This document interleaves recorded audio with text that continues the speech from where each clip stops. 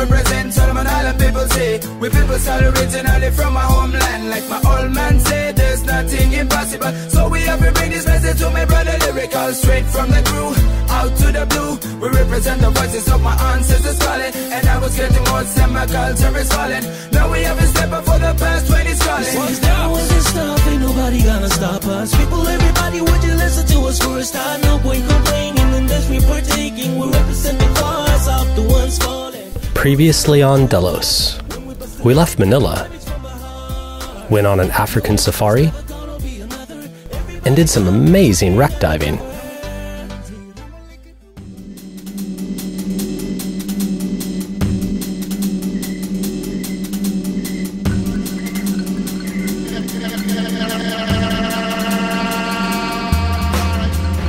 So we're really excited because in just a couple hours we'll finally be in El Nido after about a week of sailing from Coron. But we spent the last couple nights in this just awesome anchorage, beautiful beach, crystal clear water, and we even picked up a little hitchhiker to take with us for the ride. Meet Otto. We rescued him from the beach, and a few VHF calls later, we found his owner in El Nido. So we had a third crew member for the short sail south. All these kind of limestone islands and beaches, and as soon as you get away from the little villages, there's really not much out here, so I'm kind of excited to go explore some of these sites and see if we can find a nice little beach to chill out for a few days. We dropped Otto at home, which happened to be our friend Kareem's catamaran, and set out to explore. El Nido is a pretty remote place. Nearly all the islands are uninhabited because of the towering limestone cliffs. From hundreds of feet up, they drop straight into the water. Not so good for building houses, but absolutely perfect for a cruising boat.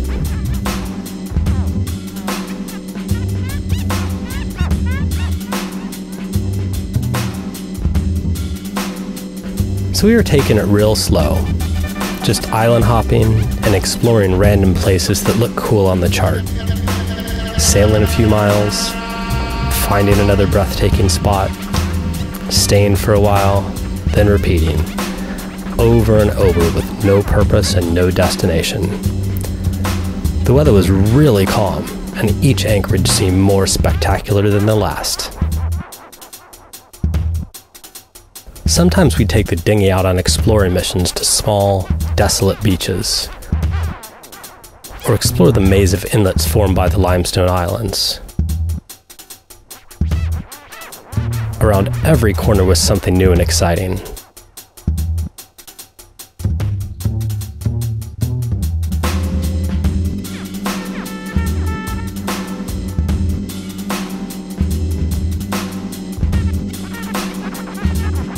Occasionally we'd make a bad call and wake up to a sea of orange-vested tourists floating around Delos. But we learned the Banca routes pretty quickly, and staying just a little bit off the beaten path made all the difference in the world. In the afternoon, when the sun was beating down, we'd start to explore underwater. We were pleasantly surprised to find vibrant, healthy coral, and some decent-sized trevally as well.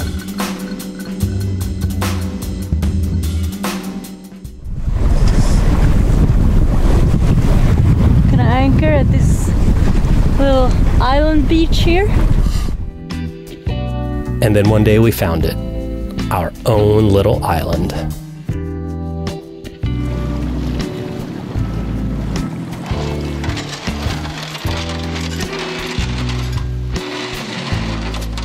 We'd been chilling at this little island for a few days now. In the heat of the day, we'd set up camp under the shade of the cliffs, taking dips in the water to cool off.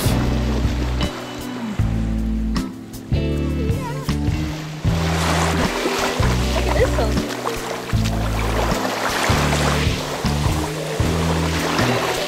It was a beachcomber's paradise, and the sand was just that perfect consistency. Not so fine that it clings to everything, and not so coarse that it's too rough on the feet. just right. Sometimes a set of circumstances come together so perfectly that you just have to smile and breathe it in. We were here in the Philippines, in the exquisite El Nido, in an island where if you saw a footprint, you knew it was your own. The seas were calm, but every now and then a squall would roll through to cool things off. But it was the dry and windless season, so mostly the weather was all you could hope for. Except for the heat. I remember things being out of control hot during the day. It's funny how even when cruising, sometimes you're forced to slow down even more than normal. We were here between the monsoons, which meant there wasn't a lick of wind to be found. Even if we wanted to move on and head south, we couldn't. We needed to wait for the winds to return, for the monsoon to change. So we were content here in our own little world. As long as our provisions held out, we would stay, just allowing the days to melt together. It's so hot. It's like unbelievably hot. And the boat is like radiating, like collecting heat, so you can't stand on the deck. It's just almost a little bit awful. So now we have decided we're not gonna sit in this hot box anymore. We're gonna go for a dive, cool off a little bit, and then probably just lay in the water for the rest of the afternoon.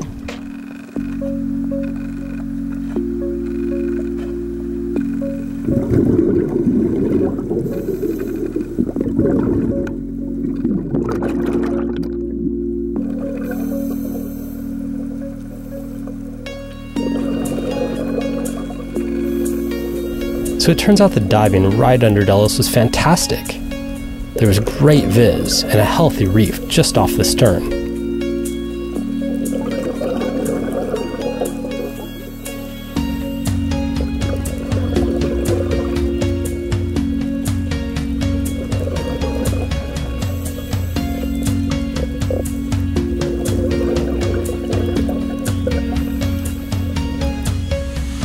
It wasn't long before the endless afternoons got the best of us, and we immersed ourselves in a project to create an underwater camera mount.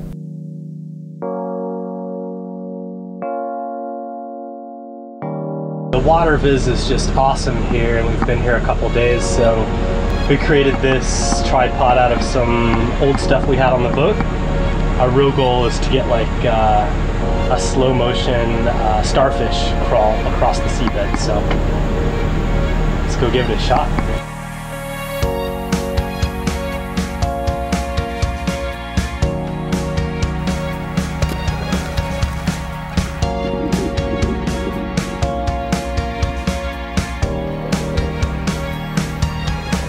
The mount itself worked pretty good. Too bad our subject, the starfish, decided to take a breather for a while.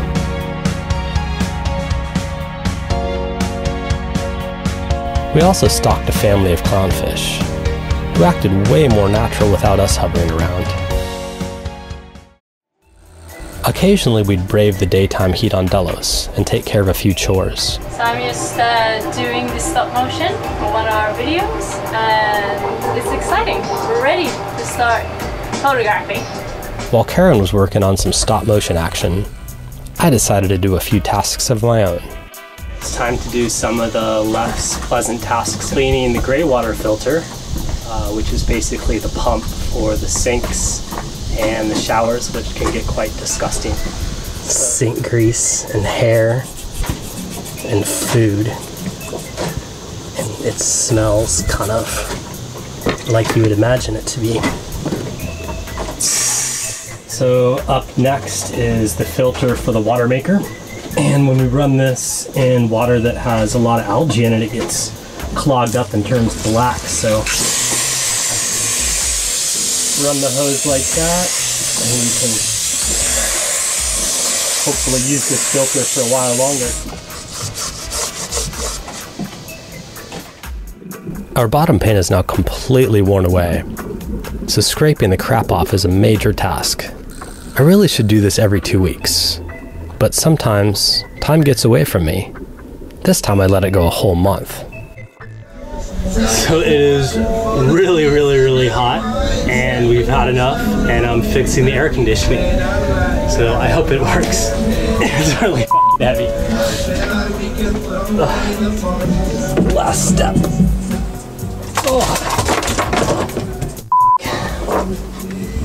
I'm sure it's just fine. And it was. It worked beautifully.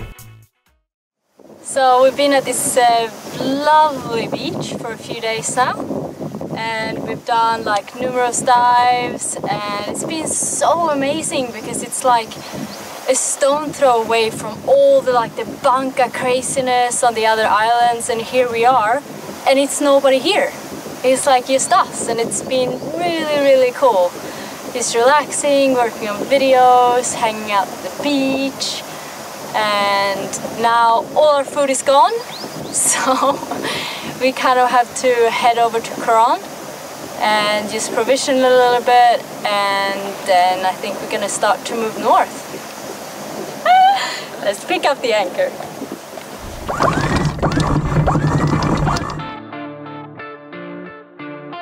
I felt a little shell-shocked to be in civilization again, especially on the beach with its endless stalls hawking tours. So we retreated to the sleepier, local part of town for a provisioning mission.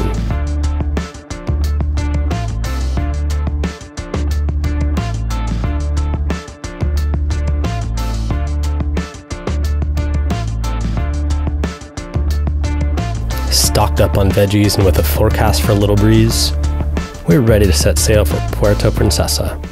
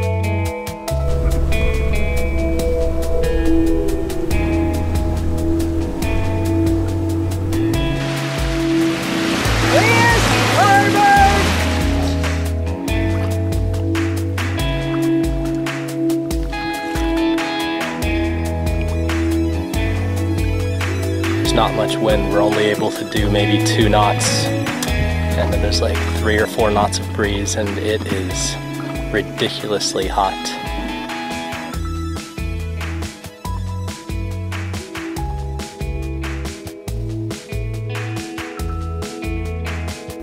Later in the afternoon, we could feel a change in the weather coming. Clouds were rolling in, and the breeze was picking up, so we decided to anchor for the night.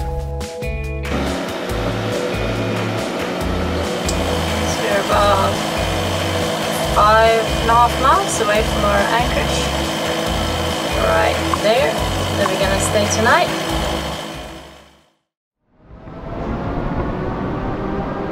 Here it comes. Looks gnarly.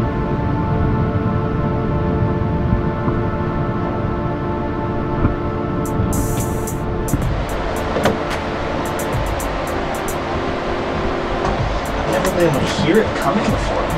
It's crazy.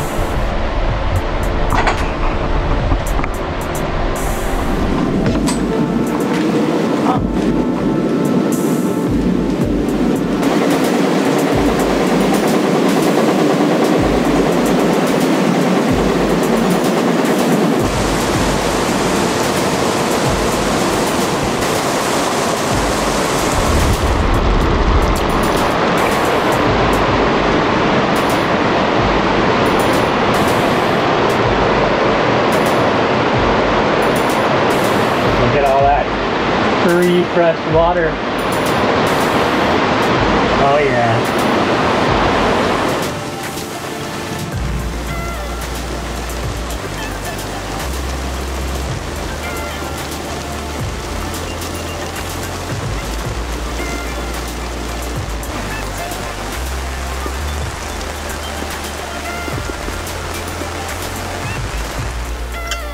So it looks like the squall we had yesterday wrapped us around a coral head. So we're not able to get the anchor up, so gotta go down and have a look.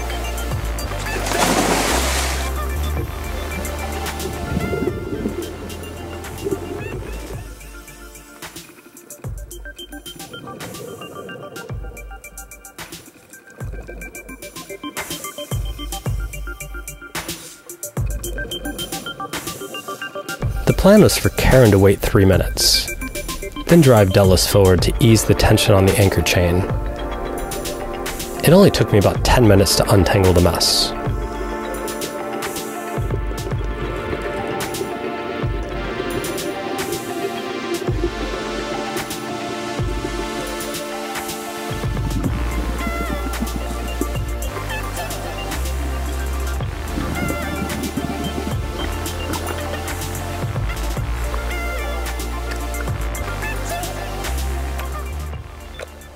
So yeah, we were able to get the anchor up without too much problems. It was actually pretty nice down there, good coral, and it kind of sucks when that happens because you don't want to damage the coral, but it happened to be the only bommie like within a big sandy patch that we set in, so kind of sucks, but it didn't really hurt anything too bad. But now we have wind finally after like days and days of no wind or flaky wind, so it's a pretty constant like 10 or 15 knot breeze, and we're actually making almost 7 knots, just over 7 knots, and it's awesome. It feels so good to be sailing again, so hopefully it'll hold up until we get to Puerto Princessa.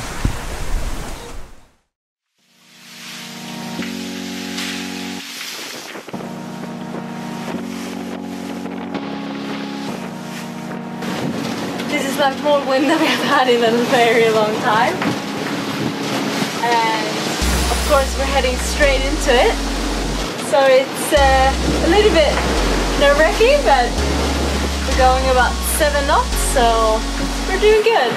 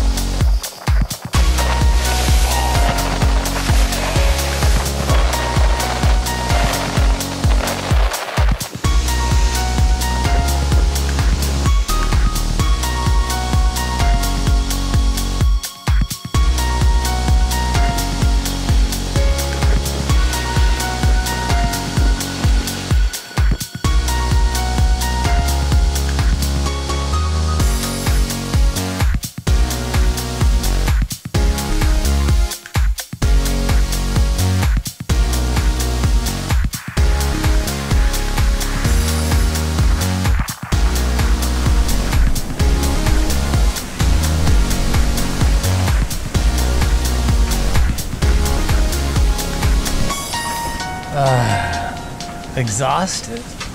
Sailing upwind is tough business.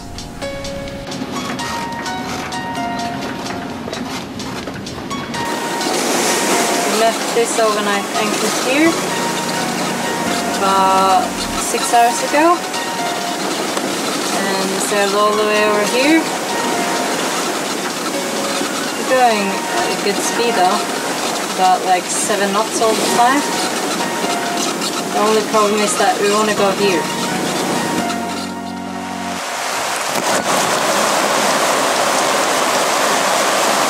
Okay, Brian, what's going on? We're caught in a gnarly squall. Came up on the radar. It's like 35 knots, raining. Look at it. It's just crazy.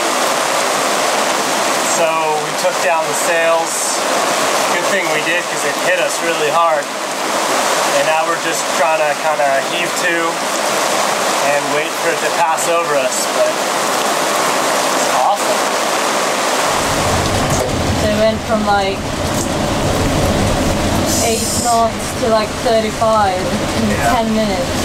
Not even that.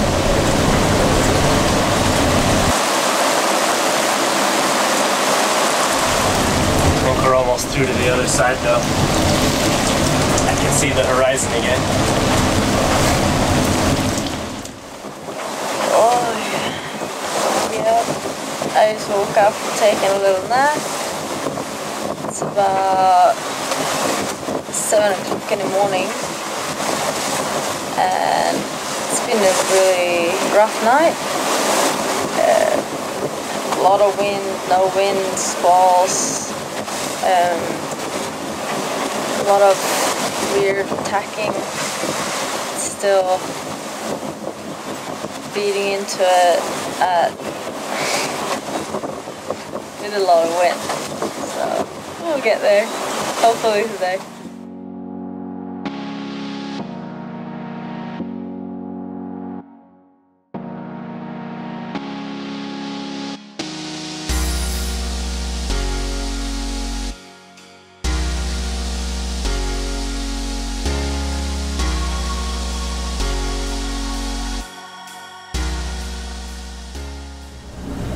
Getting our asses kicked every turn. We just had 25 knots from the northwest, which pushed us too far south. And then when we got too far south, then there was 25 knots from the southwest, which pushed us back the other way. And then there was like 20 knots from the west, which is exactly where we need to go. So, just been getting fucked. This whole trip, it's taken us 30 hours to go 88 miles, which normally we would do in like 12 hours or something, so it's been trying, I guess. But only 10 miles to go, so like another 3 hours or something. Ugh. I'm hungry and tired. I hope they have a McDonald's. What? A quarter pounder with cheese. I haven't had one in months. You can finally see some land out there. It was a brutal sail, but we finally made it to Puerto Princessa, our last stop in the Philippines. Up next, we pick up some new crew, check out of the Philippines, and set sail to Malaysia with a stop at Tubataha Reef.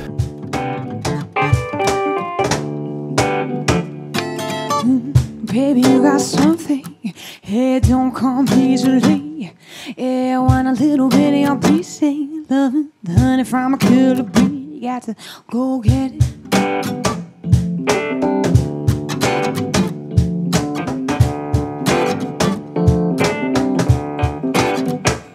Whoa, baby, you got something, yeah, don't come easily. Yeah, I want a little bit of your peace and love, and honey from a killer bee. You got to go get it. You got to go and take it. You gotta go. Baby, you got something, yeah, don't come easily. Yeah, I want a little bit of your peace and love, and honey from a killer bee. You got to go get it.